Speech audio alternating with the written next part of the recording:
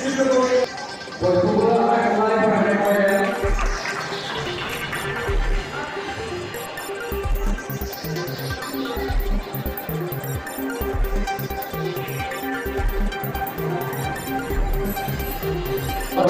present सिचुवेशननि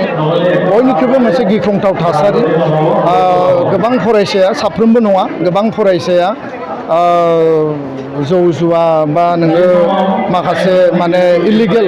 anti social एक्टिभिटिसफ्राव बाहागो लानाय जों नुदों नांनायनि नाङैनि जोङो मबाइल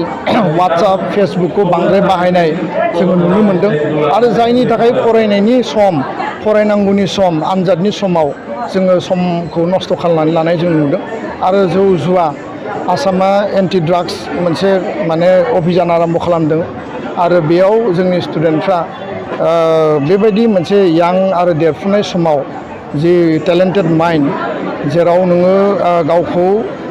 जिउ दानायाव मुखुब खालामनांगौ बेयाव नोङो जुदि नाङै फेग्रा मुवा जुदि जायोब्ला बिनि जिउआ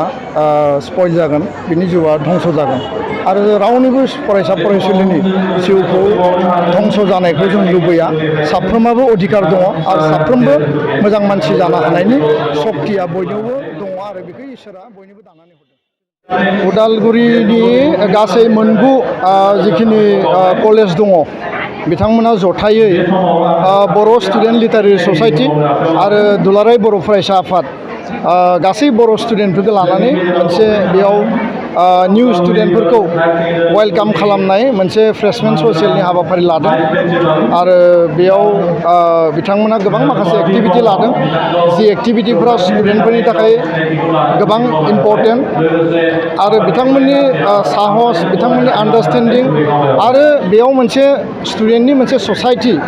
माने एनभायरनमेन्ट बिल्डिंनि थाखाय माखासे एक्टिभिटि लादों आं बिथांमोनखौ धन्यबाद होदों दिनैनि समाव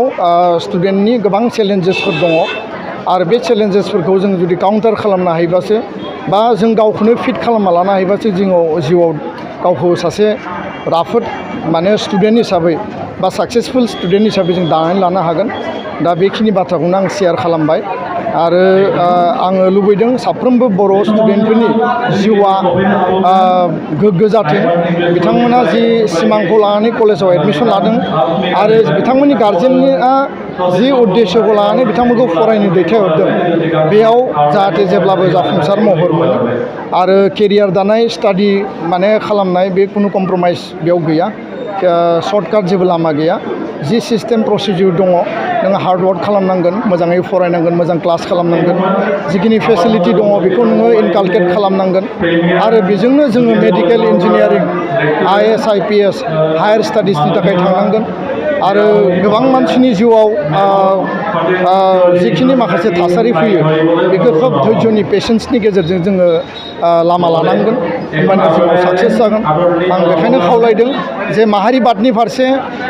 हारि अननाय हारिनि थाखाय खामानि मावनाय जातीयताबादि चेतनाया साफ्रोमबो फरायसा फरायसुलिनाव थानांगोन आरो बे ससियेल रेसपन्सिबिलिटिखौ लानानै